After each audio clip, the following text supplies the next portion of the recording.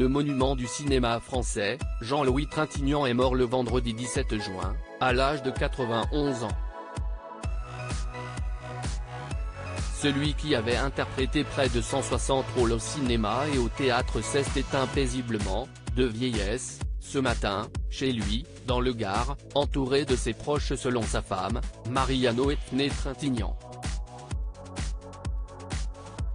L'homme qui souffrait d'un cancer de la prostate a eu une vie et une carrière bien remplies, malgré plusieurs drames qui l'ont énormément affecté.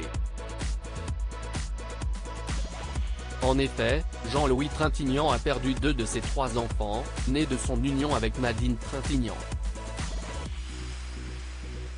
S'il avait confié ne s'être jamais remis de la mort de sa fille Marie, tuée en 2003 sous les coups de son compagnon, Bertrand Cantat, l'acteur avait auparavant vécu un autre deuil.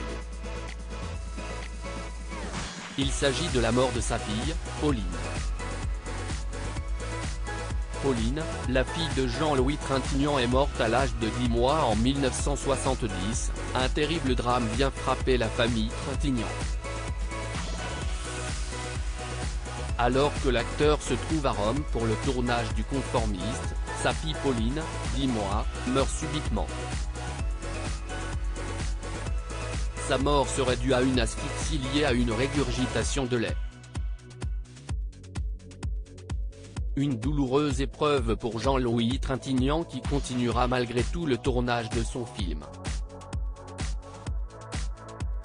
De son côté, Marie Trintignant avait été traumatisée par la mort de sa sœur. Sa mère a d'ailleurs confié en janvier dernier à Gala, Marie avait 8 ans. Ça a été un choc pour elle. Je me souviendrai toujours de cette phrase terrible qu'elle m'a dite sur le moment, « Pourquoi tu as laissé les médecins la tuer ?» Un an après cette perte, celle qui était alors la femme de Jean-Louis Trintignant avait écrit et réalisé le film Ça n'arrive qu'autre. Ce dernier racontait l'histoire d'un couple face au décès de leur nourrisson.